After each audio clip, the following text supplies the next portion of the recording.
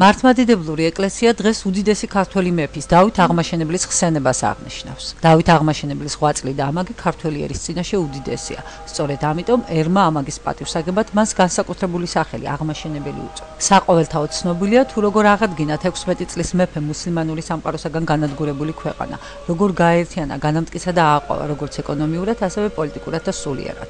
დავით აღმაშენებელმა შექმნა გელათისა და იყალთოს აკადემიები.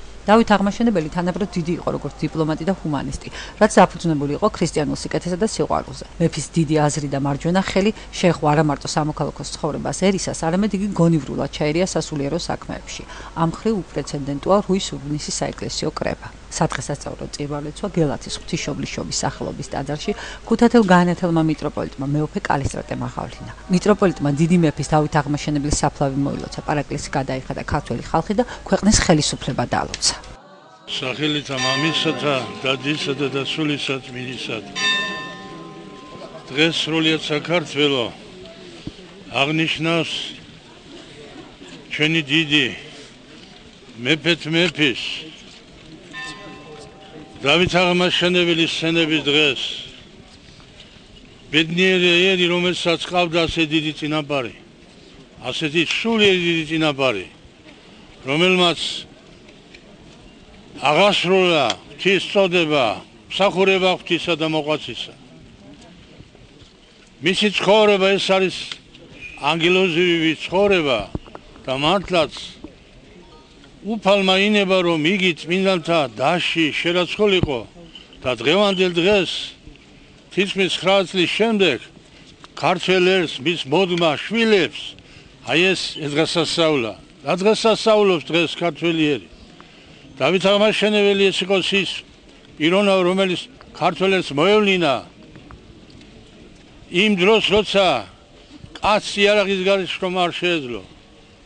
არავითარი მშენებლობა სტოვარი დაწოდნენ სოფლიდან ქალაქში, ან ქალაქი სად იყო მაშინ ქალაქები დაშენებული და ფიზიკურ გადაცემები იყო დარჩენილი. ახლაც მას დაემთხვა რა, მიწისძვრა, საშინელი უბედურებანი და ის სწორედ ამ დროს უფალმა ერის თხოვნით, ლოცვით მოხედა ქართველ ერს და იგი მოევლინა აი ამ ძნელბედობის და საქართველოს.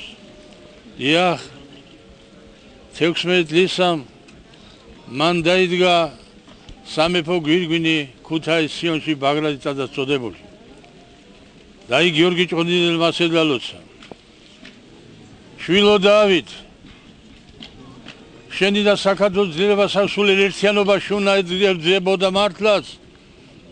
თუ რამე გაგვაჩნია დღეს მათი მფარველობით, მათი თანადგომით, მათი ცხოვრების წესით და იმ სარწმუნოებით, რასაც მართლმადიდებლობა ქვია და თუ გინდა ჩვენ გადარჩენა, ჩვენ ეს უნდა გვახსოვდეს, იმიტომ რომ მართლმადიდებელი სარწმუნოება, რომლის სიძლიერში მეფე ხედავდა ჩვენს გადარჩენას, ცხოვრებას, აი ამ ძალით მოსული ვარ დღეს და დღესაც ყველამ უნდა ვიცოდეთ, რომ ჯერ სულია და მერე წუთისოფელი.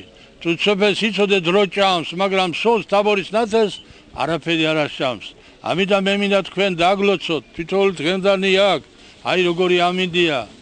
ბედნიერს უთოვდესა და უბედურს უქროდესო, ნათქვამია წინაპრებისაგან და მე მინდა ყველა დაგლოცოთ, მოგილოცოთ კიდევ ერთხელ ეს დიდი უდესასწაული და შევთხოვოთ დავით აღმაშენებელს, რათა ევედრო სუფას და ღვთისმშობელ დედას, რათა ამ ჩვენთვის მძიმე ისტორიულ ჟამს ღვთისმშობელმა დედამ თავისი კალთა გადაგვეფაროს და იმ ნათელგზაზე ვიაროთ, რადგან ისინი მიდიოდნენ.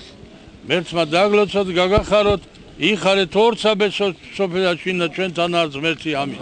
მე მინდა აქედან და სრულიად საქართველოს კათოლიკოს პატრიარქი. მე მინდა აქ დავლოცო ჩვენი ქვეყნის პრეზიდენტი, რომელმაც მართლაც ურთულეს პერიოდში აი თქვენ ნახავთ გელათის აღდგენას, მოწამეთის აღდგენას, ბაგრატის აღდგენას, ამის არ დანახვა დიდი უგუნურება იქნება. და ჩემი შვილის კუბოსთან მან სიტყვა მითხრა, რომ ის აღადგენს როგორც გელათს, ისე ბაგრატს და ეს პროცესი დაწყებულია და მე ვფიქრობ, ეს არის ნამდვილი ისტორია.